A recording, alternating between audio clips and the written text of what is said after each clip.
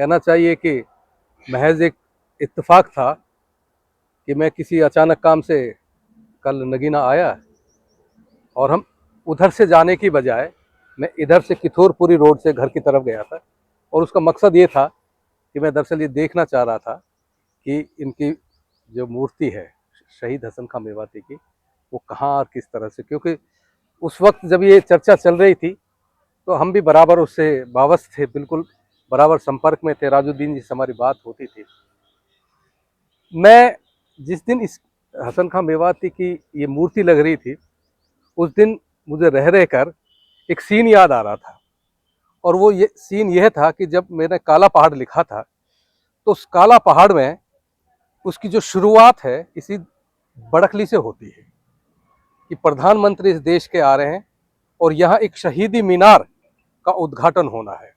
ये 93-94 की बात होगी, नहीं बल्कि हाँ 93-94 की बात होगी।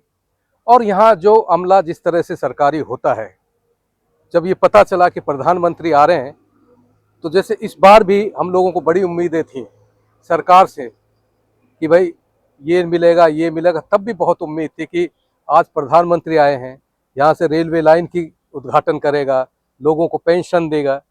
तो बिल्कुल लगभग वही सीन था उस साल का और उस साल का। देखिए इतिहास कैसे दोहराता है।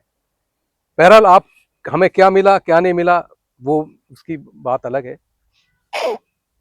हसन खां मेवाती को दरअसल देखिए मैं मेरा पढ़ना थोड़ा सा रहा है और मेरा एक नॉवेल जो है खानज़ादा, वो अगर मुझे अचानक आज याद आया, अगर मुझे होता तो मैं कल जरूर लाता उसका। खानज़ादा मेरा एक नॉवेल भी है और हम सब जानते हैं कि राजा हसन खां मेवाती खानज़ादा थे। मतलब खानज़ादा के उस जो पूरी एक उस वंश था उसके वो आखिरी शासक थे हसन खां मेवाती।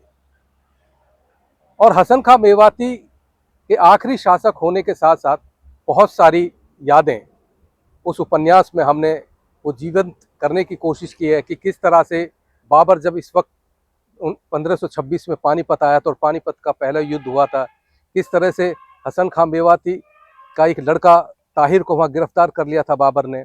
और बाद में फिर खानवा के जंग से पहले करमचंद जो उनका अहलकार था हसन खां मेवाती का, वो उसको मतलब छुड़ा के लाए थे, जिस तरह से भी झूठ सच जो भी बोला।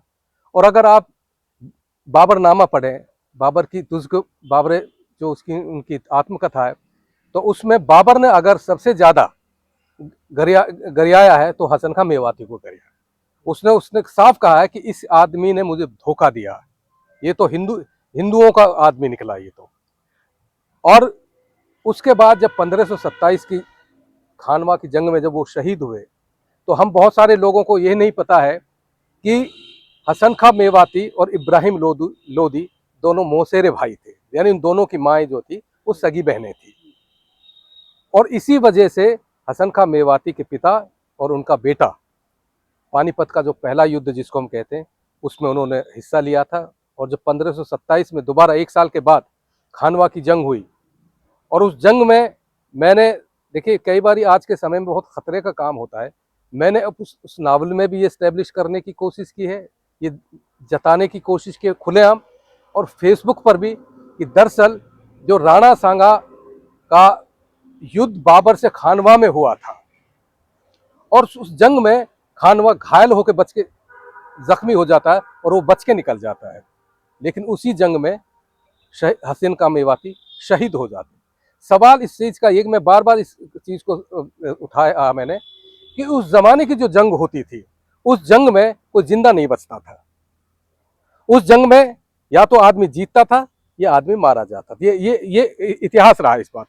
तो सवाल इस चीज़ का है कि क्या हसन खां मेवाती को क्या राणा सांगा ने मरवाया? मैं इस बात को मैं पूरी